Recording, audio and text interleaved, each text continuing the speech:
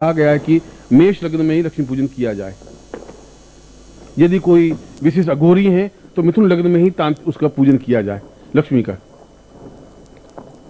ऐसा क्यों कहा गया? इसलिए कि मिथुन लग्न की अपने आप में कोई महत्ता है। मिथुन शब्द बना है मैथुन से। मैथुन मीन्स पूर्ण भोग युक्त जीवन। मैथुन का मतलब है पूर्ण पुत्रदा युक्त जीवन। जिनके जीवन में पुत्र हो ही नहीं या पुत्र होते ही नहीं हो, वह मिथुन लग्न में लक्ष्मी पूजन करने से अवश्य ही पुत्र प्राप्ति होती ही है, गारंटी है, निश्चित है। और सिंह लग्न का मतलब है स्थिर लग्न। जहां लक्ष्मी का स्थायित्व लेना है वहां सिंह लग्न में साधना प्रारंभ करनी ही पड़ेगी। और कुल 12 लग्नों में से पूरे 6 लग्न रात्रि को प्रारंभ हो जाते हैं। और प्रत्येक लग्न के प्रत्येक चरण का ज्योतिष दृष्टि से महत्व है। खैर, ये ज्योतिष की एक अलग परिभाषा बनी। मैं तो वाल्मीकि रामायण के उस प्रसंग को आपके सामने स्पष्ट कर रहा था कि रावण ने पूर्ण तांत्रिक साधनाओं में भगवान शिव को आराध्य बनाया, क्योंकि तंत्र का प्रारंभ ही भगवान शिव से हुआ। और शिव ने जब तांडव नृत्य प्रारंभ किया तब 30 अक्षर उस तांडव नृत्य में से जो घुंघरू बांधे भगवान शिव ने पैरों में, और घुंघरू बांध करके जो नृत्य किया, लास्य किया, उस लास्य से कुल 30 अक्षरों की ध्वनि निकली। और संसार में 30 शब्दों के अलावा कोई शब्द है ही नहीं। सारे संसार की जितनी भाषाएं हैं वो 30 शब्दों पर, 30 अक्षरों पर आधारित है। और वहां से आई उन रील रख ए औं छाया वरट लण जम गणदस खफय परतस संसर हल। इन अक्षरों के माध्यम से पूरी संगीत की रचना हुई। इन अक्षरों के माध्यम से पूरे यजुर्वेद की रचना हुई। इन अक्षरों के माध्यम से पूर्ण मंत्रों की रचना हुई।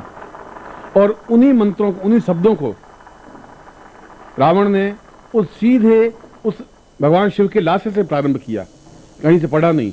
उसने जो रावण संहिता में जो मंत्र दिए गए हैं, जो तंत्र का प्रयोग दिया गया है, वह किसी पुस्तक में वर्णित नहीं है। रावण तंत्र सबसे पहला बना, रावण तंत्र सबसे लास्ट में रहा। इससे बीच में सैकड़ों तंत्र लिखे गए, पर रावण तंत्र के समान कोई तंत्र है ही नहीं। और जो विश्वामित्र से उसने स्वर्णप्रिया तंत्र सीखा था, वह उस रावण तंत्र में पूर्ण रूप से प्रतिपादित हुआ। इसलिए उस मंदिर पर आज भी वो मंदिर सुरक्षित है, विश्वामित्र मंदिर, और उसके ऊपर यही मंत्र लिखा हुआ है। यदि आप नेपाल जाएं तो काठमांडू में, नेपाल में पशुपतिनाथ का मंदिर है। और पशुपतिनाथ के मंदिर को आपने आंखें खोल के देखा नहीं, दर्शन करके निकल गए। उसमें मंदिर के 4 द्वार हैं, पूर्व, पश्चिम, उत्तर, दक्षिण। भगवान शिवलिंग स्थापन है। अंदर किसी पुजारी जाने देते नहीं, मगर उस शिवलिंग पर बहुत महीन अक्षरों में पूर्ण श्री विद्या अंकित है, पूरा श्री सूक्त अंकित है उस शिवलिंग पर, और पूर्ण श्री प्रिया मंत्र और साधना विधि अंकित है। और केवल उस मंदिर के उस शिवलिंग पर ही यह स्वर्णप्रिया मंत्र और साधना विधि अंकित है। और यही दक्षिण में भी एक मंदिर है। उस मंदिर में भी इसी मंत्र को, स्वर्णप्रिया मंत्र को पूर्ण विधि विधान के साथ अंकित किया हुआ है। और वह अंकित किया गया है मनुष्य के पीठ की चमड़ी के ऊपर लिखा हुआ। बेंगलोर के पास में क्या मंदिर का नाम है? सबसे बड़ा मंदिर कौन सा है? तिरुपति मंदिर। तिरुपति के एक पुजारी यहां पर 4 महीने 5 महीने रहे थे, जोधपुर में। यहां पर मंडोर स्थान है, मंडोर में आगे गुफाएं हैं, वहां कई साधक साधनाएं आज भी कर रहे हैं, तांत्र साधनाएं सीख रहे हैं। यहां तो संभव नहीं है, पर जो वास्तव में सीखने के इच्छुक हैं वो सीख रहे हैं। 10-12 शिष्य आज भी वहां हैं, जो 4 साल से, 3 साल से, 5 साल से हैं। उस गोविंदाचार्य ने, जो तिरुपति मंदिर के थे, उन्होंने कहा कि गुरुजी आप तिरुपति दर्शन किए? उनका 5-6 बार गया। उनका गुरुजी तिरुपति दर्शन आपने किए ही नहीं। मैं पुजारी हूं, मैं तो कई सालों से पुजारी हूं, मैं जानता हूं कि तिरुपति कहां है। मैंने कहा है कि ऊपरी मंदिर में तिरुपति की मूर्ति है ही नहीं। तिरुपति मूर्ति तो गर्भगृह में, गहराई में, जिसमें 108 सीढ़ियां हैं। सीढ़ियों के नीचे ओरिजिनल जो मूर्ति है वो तो वहां स्थापन है, जो हीरों से जड़ी हुई है टोटल, वो बाहर रखते ही नहीं। और जो कोई वीआईपी होते हैं विशिष्ट, उनको ठेठ अंदर ले जाके पूजन करते हैं। अब कि आप आओगे तो मैं आपको मूल विग्रह दिखाऊंगा। ये तो मेरे लिए आश्चर्यजनक बात थी कि लाखों लोग ऊपर दर्शन करके आ जाते हैं और तिरुपति के दर्शन नहीं होते।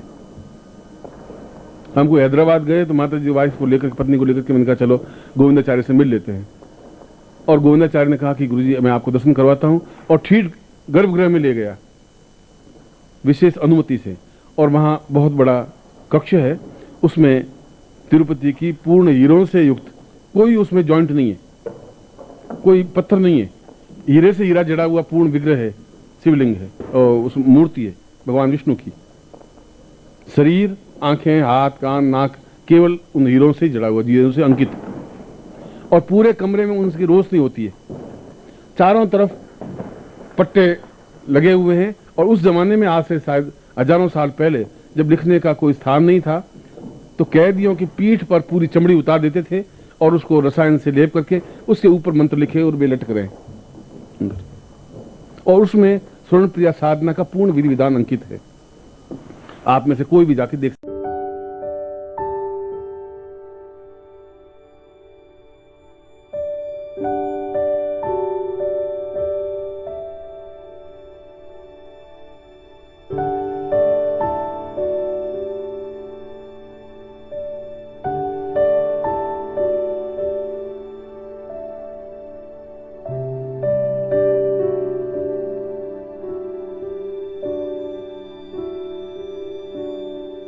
है। इसका मतलब है कि ये बहुत प्राचीन विद्या है स्वर्ण प्रिया साधना। इसका मतलब है कि वास्तव में अगर विश्वामित्र इतना महत्वपूर्ण है, अगर इस मंत्र के माध्यम से रावण अपनी लंका को स्वर्णमयी बना देता है, यदि पशुपतिनाथ के शिवलिंग पर यह अंकित है, यदि दक्षिण में इस मंदिर के गर्भगृह में उस पूरे विधि विधान अंकित है, तो यह मंत्र अपने आप में बहुत प्राचीन, बहुत महत्वपूर्ण है। क्योंकि मैंने वहां पर उसको मैंने कहा भी, मैं इसको कैमरे से, उसने कहा गुरुजी हो ही नहीं सकता, पॉसिबल नहीं है, कैमरा तो आप यूज कर ही नहीं सकते, आप देख लें। और उसमें उन ब्राह्मी लिपि को भी और उन मंत्रों को जिस भाषा में लिखा हुआ है, आज भी स्पष्टता के साथ आप कोई भी जाके देख सकते हैं। उस विग्रह को भी, उस मूर्ति को, विष्णु की मूर्ति को जो अंदर स्थापन है। एक तो ये हो कि ये पत्थर हो और उसके ऊपर हीरे जड़े हुए हो, एक हो कि हीरों से हीरे एक माला की तरह गूंथे और उसके ऊपर हीरों का एक अंगूठ बन दिया, उसके ऊपर हाथ, नाक, कान बना के विष्णु की मूर्ति बना दी। वह मूल विग्रह है जो अंदर गर्भगृह में अंकित है। और वहां कोई दिया नहीं लगता। उन हीरों का प्रकाश अपने आप में इतना तेजस्वी है कि जैसे आप अक्षर पढ़ सकते हैं। कभी आपका भाग्य हो, सौभाग्य हो, तो आप जाएं और तिरुपति के साक्षात मूल विग्रह के दर्शन कर सकें। कभी आपका सौभाग्य हो, नेपाल में जाएं और दूरबीन लेके जाएं। अंदर तो वे पुजारी बहुत मुस्टंड है, अंदर जाने देंगे नहीं आपको, मगर दूरबीन से उन अक्षरों को पढ़ सकते हैं। बाहर खड़े खड़े तो देखने से मना करते नहीं, देख सकते हैं। क्योंकि जहां श्री सूक्त पूरा अंकित है, जहां रावण का संहिता के शिव पूजन अंकित है, तो यह स्वर्ण प्रिया साधना विधि भी पूरी अंकित है, मंत्र नहीं, पूरी साधना विधि। और इस स्वर्ण प्रिया साधना के, इस मंत्र की 108 भेद हैं, एक भेद नहीं। संतान प्राप्ति के लिए स्वर्ण प्रिया साधना अलग है, शरीर साधना के लिए अलग है, तंत्र साधना के लिए अलग है, वायु गमन प्रक्रिया के लिए अलग है। मंत्र एक ही है, प्रयोग विधियां अलग अलग है। जैसे 2 in 1 और 3 in 1 और 4 in 1 होता है, वैसा। और ये साधना केवल अमावस्या की रात्रि को ही की जा सकती है। और 12 अमावस्याओं में से श्रेष्ठ अमावस्या कार्तिक की अमावस्या कहलाती है, जो आज अंकित है और जिसमें आप और हम आमने सामने बैठे। इसलिए मैं उस क्षण विशेष की महत्ता आपको समझा रहा था कि विश्वामित्र ने जहां लक्ष्मी को आबद्ध किया, जहां मैं दिल्ली में आपको विश्वामित्र संहिता के बारे में स्पष्ट किया था, और मैंने मंत्र दिया था कि इस मंत्र का जाप आपको आज भी करना है, कल भी करना है, परसों भी करना है। यह तो मैंने विश्वामित्र संहिता से दिया था। मगर विश्वामित्र के मूल चिंतन को, उस स्वर्ण प्रिया को रावण ने पहली बार समझा, इसलिए रावण मंत्र भी कहलाता है।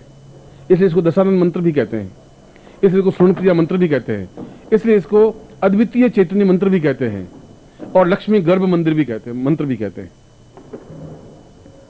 आज की रात इस दृष्टि से महत्व है कि आपके जीवन में सैकड़ों दीपावलियां तो आई होंगी, सैकड़ों अमावस्याएं आई होंगी, सैकड़ों आज कार्तिक की अमावस्याएं भी आई होंगी। जिंदगी ने 40 साल लिए तो 40 तो आई होंगी। मगर अभी तक आपको इस बात का ज्ञान नहीं था कि यह रात्रि इतनी महत्वपूर्ण क्यों है, क्यों सिंह लग्न में ही साधना पूजन विधि की जाती है। यह तो कभी भी कोई भी व्यक्ति कर लेता है। वो तो एक अलग बात है। करने को तो आदमी सांस लेता है और जिंदा रहता है, मर जाता है। मर जाना और जिंदा रहना कोई बहुत महत्वपूर्ण बात नहीं है। जिन महत्वपूर्ण बात यह है कि आप अपने क्षमता के बल पर अद्वितीय बने। कश्यप का, एक गरीब कश्यप का बेटा रावण, जिसमें कुछ बुद्धि ज्ञान नहीं था, वो अपने आप में अद्वितीय पुष्पक विमान बना सकता है। पूरी नगरी को लंका की बना दे। आप तो नहीं बना सकते, गले का हार भी वाइफ के, पत्नी के, और पूरी नगरी को बना दे, तो जरूर उस व्यक्ति में कोई दम क्षमता, ताकत थी। जो पूरे काल और इंद्र और वरुण और कुबेर को अपने पैरों के नीचे दबा के रखता था, तो साधना की होगी इंद्र की और दबा के रखा होगा। और इंद्र कुबेर को अपने दबा के रखा था, तो लक्ष्मी को भी अपने सामने गिड़गिड़ाते हुए रखा था उसने। हाथ नहीं जोड़े थे उसने एक बार भी लक्ष्मी के सामने। जहां वो सिंहासन में बैठता था, लक्ष्मी चरणों में बैठी रहती थी, या तो विष्णु के चरणों में बैठी या रावण के चरणों में बैठी। उस ब्राह्मण पुत्र में इतना तेज था, ताकत थी।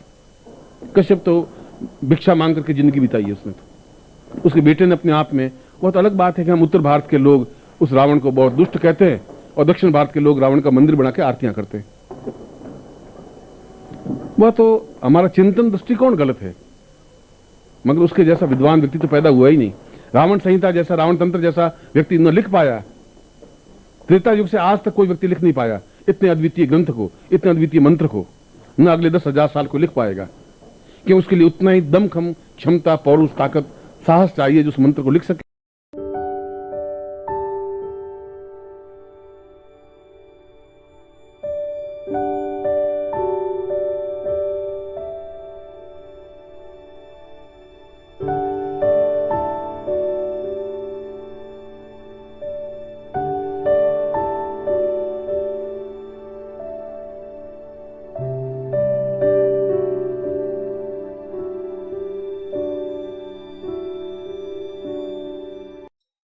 ओम परम तत्वाय नारायणाय गुरुभ्यो नमः। ओम ह्रीं मम प्राण देह रोम प्रतिरोम चैतन्य जाग्रय ह्रीं ओम नमः। ओम भूर्भुवः स्वः तत्सवितुर्वरेण्यं भर्गो देवस्य धीमहि धियो यो नः प्रचोदयात्।